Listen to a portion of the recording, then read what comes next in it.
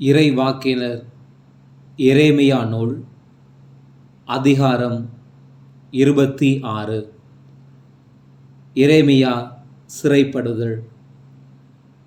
யோசியாவின் மகனும் யூதாவின் அரசனுமான யோயாக்கிமுடைய ஆட்சியின் தொடக்கத்தில் ஆண்டவர் அருளிய வாக்கு. ஆண்டவர் இவ்வாறு கூறுகிறார்: நீ ஆண்டவரது இல்லத்தின் முற்றத்தில் நின்று கொண்டு ஆண்டவரது இல்லத்தில் வழிபட வரும் யூதாவின் எல்லா நகரினருக்கும் சொல்லுமாறு நான் உனக்கு கட்டளையிடும் எல்லா சொற்களையும் அவர்களுக்கு அறிவி, அவற்றில் ஒன்றையும் விட்டுவிடாதே. ஒருவேளை அவர்கள் உனக்கு செவிசாய்த்து தத்தம் தீய வழிகளை விட்டு திரும்பலாம்.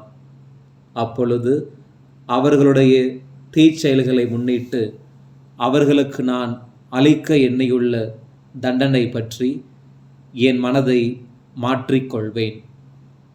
நீ அவர்களிடம் சொல்ல வேண்டியது: ஆண்டவர் கூறுவது இதுவே, நீங்கள் எனக்கு செவிகொடாமலும் உங்களுக்கு கொடுத்திருக்கும் என் சட்டத்தின்படி நடவாமலும் நீங்கள் செவி சாய்க்காத பொழுதும் நான் மீண்டும் மீண்டும் உங்களிடம் அனுப்பி வைக்கும் என் ஊழியர்களான இறைவாக்கினர்களுடைய சொற்களை கேளாமலும் இருப்பீர்களாக.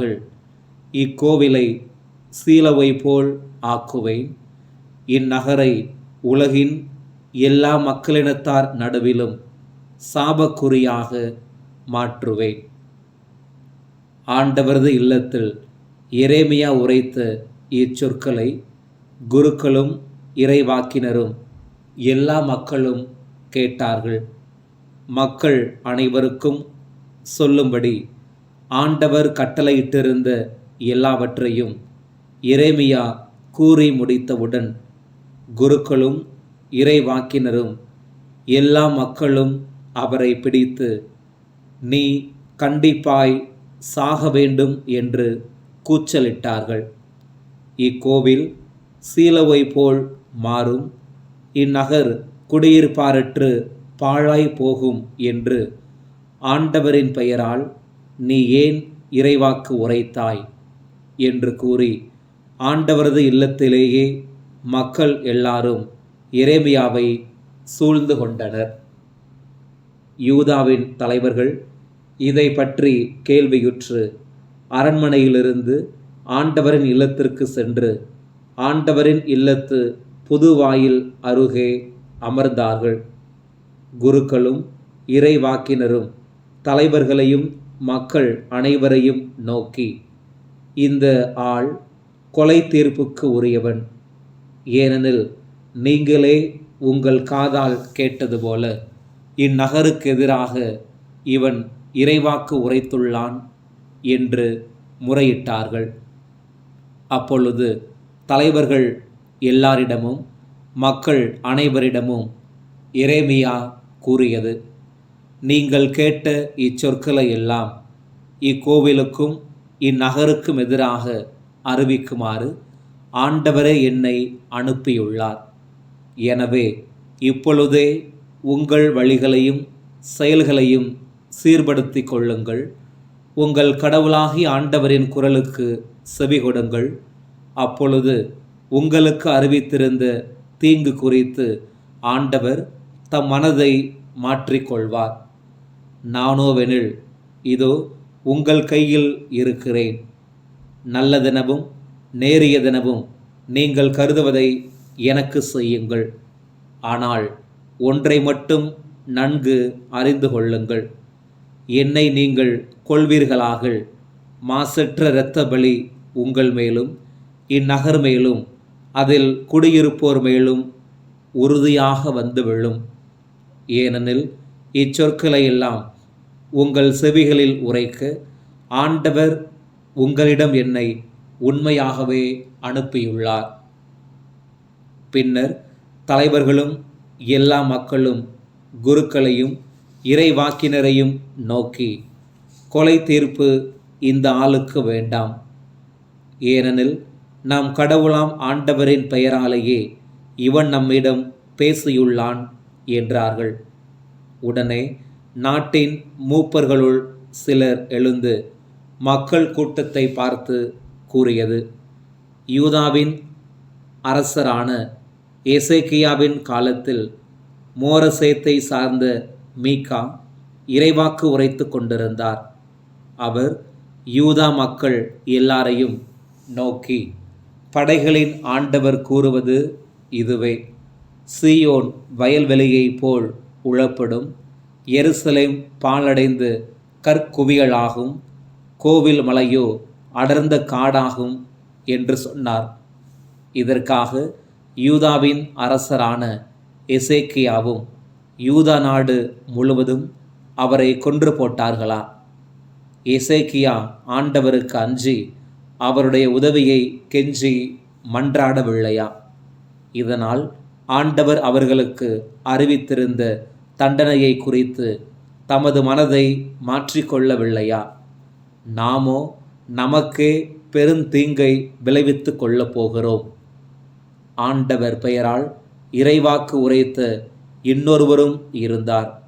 அவர் கிரியத்து யயாரிமை சார்ந்த செமையாவின் மகன் உரியா ஆவார். அவரும் எரேமியா உரைத்த எல்லாவற்றையும் போலவே இந்நகருக்கும் இந்நாட்டுக்கும் எதிராக இறைவாக்கு உரைத்தார். யோயாக்கிம் அரசனும் அவனுடைய படை வீரர்களும் தலைவர்கள் அனைவரும் உரியா சொன்னதை கேட்டார்கள். அப்போது அரசன் அவரை கொல்ல முயன்றான். ஆனால் உரியா அதை அறிந்து அச்சமுற்று எகிப்துக்கு தப்பியோடி விட்டார். அரசன் யோயாக்கிமோ அக்போரின் மகன் எல்நாத்தானையும் அவனோடு சில ஆள்களையும் எகிப்துக்கு அனுப்பி வைத்தான். அவர்கள் எகிப்திலிருந்து உரியாவை இழுத்து வந்து அரசன் யோயாக்கிமிடம் கொண்டு போய் சேர்த்தார்கள். அரசனோ அவரை வாளுக்கு இரையாக்கி அவருடைய சடலத்தை பொதுமக்களின் கல்லறையில் வீசி எறிந்தான். ஆயினும் மக்கள் கையில் எரேமியா அகப்பட்டு கொல்லப்படாதவாறு சாப்பானின் மகன் அகிக்காம் அவருக்கு உறுதுணையாய் இருந்தார். இறைவாக்கினர் எரேமியா நூல் அதிகாரம் 27. நுகத்தின் அடையாளம். யோசியாவின் மகனும் யூதாவின் அரசனுமாகிய செதேக்கியாவுடைய ஆட்சியின் தொடக்கத்தில் ஆண்டவர் எரேமியாவுக்கு அருளிய வாக்கு இதுவே. ஆண்டவர் என்னிடம் இவ்வாறு உரைத்தார், கயிறுகளையும் நுகத்தடியையும் நீ செய்து உனது கழுத்தில் பூட்டிக்கொள். யூதாவின் அரசரான செதேக்கியாவிடம் எருசலேமுக்கு வந்துள்ள தூதர்கள் வழியாக ஏதோம் மன்னனுக்கும் மோவாபு மன்னனுக்கும் அம்மோனியரின் மன்னனுக்கும் தீர் மன்னனுக்கும் சீதோன் மன்னனுக்கும் செய்தி சொல்லி அனுப்பு.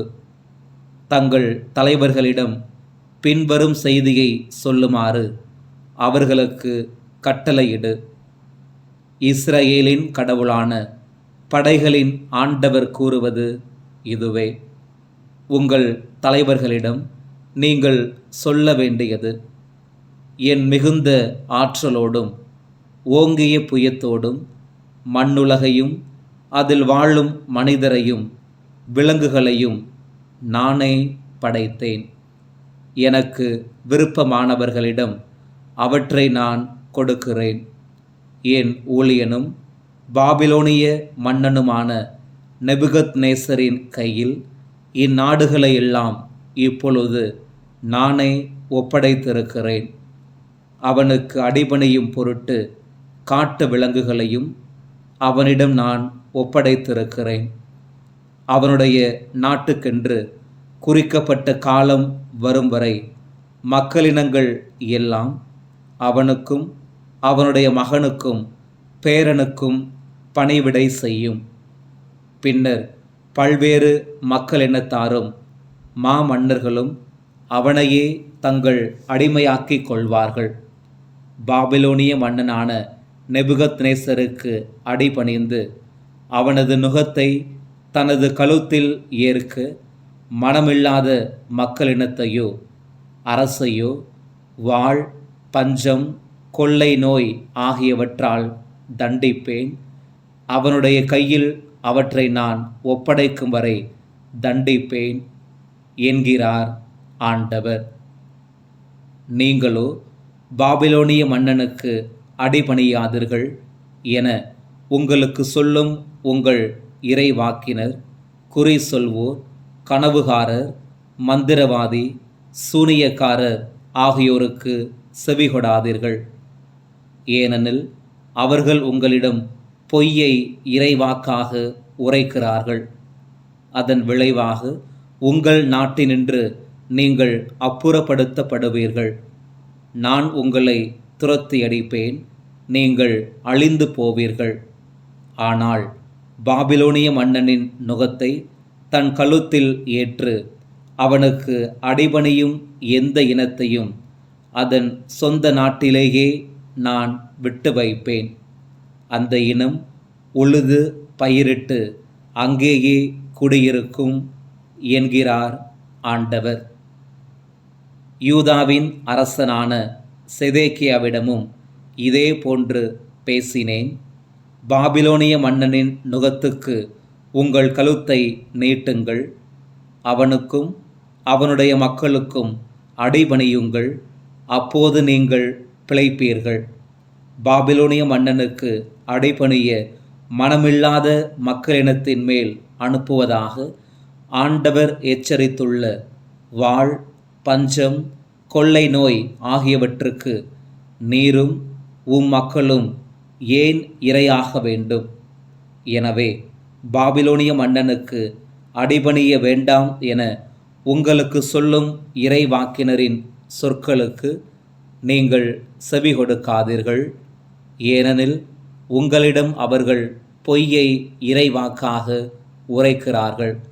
நான் அவர்களை அனுப்பவில்லை என்கிறார் ஆண்டவர். இருப்பினும் நான் உங்களை நாடு கடத்தும் பொருட்டும் அங்கே நீங்களும் உங்களோடு பேசும் இறைவாக்கினர்களும் அழியும் பொருட்டும் அவர்கள் இவ்வாறு என் பெயரால் பொய்யை இறைவாக்காக உரைத்து கொண்டே இருக்கிறார்கள். பின்னர் குருக்களிடமும் மக்கள் எல்லாரிடமும் நான் சொன்னது, ஆண்டவரே இவ்வாறு கூறுகிறார், இதோ ஆண்டவரது இல்லத்தின் கலங்கள் இப்பொழுதே பாபிலோனிலிருந்து திருப்பிக் கொணரப்படும் என உங்களுக்கு அறிவிக்கும் இறைவாக்கினர்களின் சொற்களுக்கு நீங்கள் செவி கொடுக்காதீர்கள். ஏனெனில் அவர்கள் உங்களிடம் பொய்யை இறைவாக்காக உரைக்கிறார்கள். எனவே அவர்களுக்கு செவி கொடாதீர்கள். பாபிலோனிய மன்னனுக்கு அடிபணிந்தால் நீங்கள் பிழைப்பீர்கள். இந்நகர் ஏன் பாழாக வேண்டும்?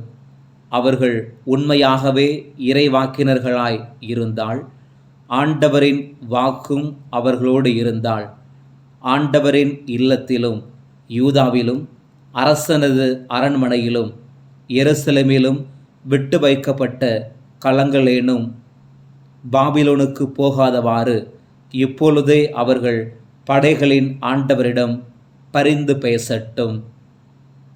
பாபிலோனிய மன்னன் நெபுகத்நேசர் யோயாக்கிமின் மகனும் யூதாவின் அரசனுமான ஏக்கோனியாவையும் யூதாவிலும் எருசலேமிலும் வாழ்ந்து வந்த உயர்குடி மக்கள் அனைவரையும் எருசலேமிலிருந்து பாபிலோனுக்கு நாடு கடத்திய பொழுது தன்னோடு எடுத்து செல்லாமல் இந்நகரிலேயே விட்டு சென்றிருந்த தூண்கள், வெண்கல கடல், தாங்கு மேடைகள், பிற கலங்கள் முதலியவற்றை குறித்து படைகளின் ஆண்டவர் கூறுவது, ஆண்டவரின் இல்லத்திலும் யூதாவின் அரசனது அரண்மனையிலும் எருசலேமிலும் விட்டு வைக்கப்பட்ட கலங்கள் பற்றி இஸ்ரேலின் கடவுளாகிய படைகளின் ஆண்டவர் கூறுவது இதுவே. அவை யாவும் பாபிலோனுக்கு கொண்டு செல்லப்படும். நான் அவற்றின் மீது எனது கவனத்தை திருப்பும் வரை அவை அங்கேயே இருக்கும். பின்னர் நான் அவற்றை திரும்ப கொண்டு வந்து இவ்விடத்தில் வைக்கச் செய்வேன் என்கிறார் ஆண்டவர். இறைவாக்கினர் எரேமியா நூல் அதிகாரம் 28. எரேமியாவும் அனனியாவும். அதே ஆண்டில், அதாவது யூதாவின் அரசனான செதேக்கியாவினுடைய ஆட்சியின் 4ஆம் ஆண்டு 5ஆம் மாதத்தில், அசூரின் மகனும் கிபயோனை சார்ந்தவனுமான அனனியா என்னும் இறைவாக்கினன் ஆண்டவரின் இல்லத்தில் குருக்கள் முன்னிலையிலும் மக்கள் அனைவருடைய முன்னிலையிலும் என்னிடம் உரைத்தது. இஸ்ரவேலின் கடவுளான படைகளின் ஆண்டவர் இவ்வாறு கூறுகிறார்: பாபிலோனிய மன்னனது நுகத்தை நான் முறித்தெறிந்து விட்டேன். பாபிலோனிய மன்னன் நெபுகத்நேசர் இவ்விடத்து நின்று கவர்ந்து பாபிலோனுக்கு எடுத்து சென்றுள்ள ஆண்டவரது இல்லத்தின் கலங்கள் எல்லாவற்றையும் 2 ஆண்டு காலத்திற்குள் இவ்விடத்திற்கு திரும்ப கொண்டு வருவேன். அத்தோடு யோயாக்கிமின் மகனும் யூதாவின் அரசனுமான ஏக்கோனியாவையும் பாபிலோனுக்கு நாடு கடத்தப்பட்ட யூதா மக்கள் அனைவரையும் இவ்விடத்துக்கு நான் திரும்ப கொண்டு வருவேன்.